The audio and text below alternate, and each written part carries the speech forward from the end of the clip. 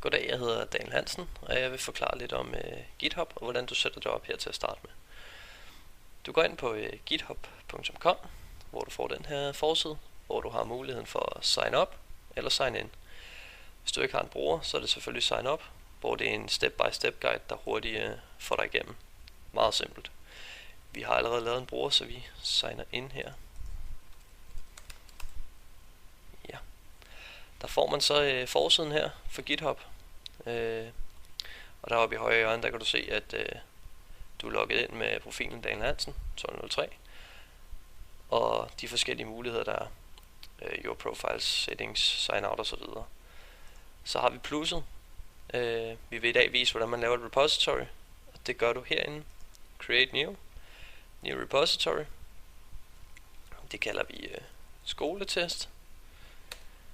Og test til skolen. Der har vi muligheden for at gøre det public, hvor at, alle vil kunne se din kode. Og hvorimod hvis du laver den private, så er der ikke nogen, der vil kunne se det eller komme ind på det, medmindre du inviterer dem selv. Og vi laver repositoryet med en readme-fil og creater det her næste. Der har man så nogle forskellige muligheder, når man er inde i repositoryet.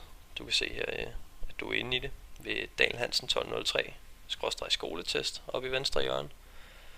Så har du den grønne clone og download, find file. Den bruger man til, hvis man har rigtig meget inde i sit repository. Så kan du gå ind, og så er det simpelthen bare en søgefunktion. Vi har så kun en readme-fil. Vi kan se, den virker som den skal. Går man ind igen, så har man muligheden for at uploade filer, lave nye filer. Og her til at starte med, der vil vi lige prøve at rette i readme-filen. Der trykker vi simpelthen bare på readme. Så kan vi se skoletest, test til skolen. Så har vi blyanten ude i højre side. Går man ind. Ny rettelse. Så for at commit det, så går man ned i bunden. Og så giver man det lige et navn.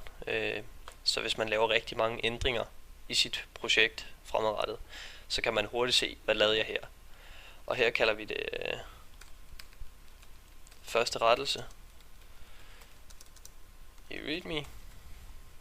Og vi beskriver det ikke nærmere. Og vi committer det direkte til masterbranchen. Vi laver ikke en ny den her gang. Og commit changes. Så kan du se her, at vi har skoletest, test til skolen, og de nye rettelser er kommet på. Går vi så helt ud til forsiden af vores repository, så kan man se her, at jeg har committet på GitHub første rettelse i readme. Altså at der er kommet noget nyt.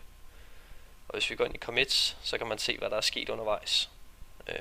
Har man flere inde under sit projekt, så vil der stå deropad med de forskellige navne, hvad de har lavet. Og så kan man så se, hvad der er sket inde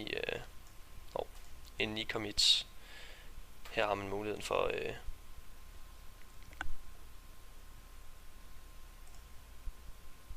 at se rettelsen. Hvis du kigger her, så kan man se, at der er blevet tilføjet det lille plus og den grønne linje. Der kan man se, at der er kommet nye rettelser på. Hvis vi fjerner noget, så vil der komme en rød linje i stedet for, og så vil det være et minus. Og så kan man se, hvad der har været fjernet. Og det er så brugeren Daniel Hansen 1203, der har gjort det. Hvis vi går helt ud i forsiden igen, så helt ude i venstre side, der har vi den, der hedder Branch Master. Der har man mulighed for at søge efter, hvis man har mange forskellige branches, eller simpelthen lave nye. Den kalder vi skole. Create Branch skole. Hvor vi så kan se, at vi har 2 branches nu. Vi har vores default branch, vores master branch, og så har vi vores skole branch. Og det er sådan set lige de simple standard ting, vi er gået igennem her. Og vi vil i fremlæggelsen komme nærmere ind på Git Shell og GitHub Desktop. Og det var sådan set alt.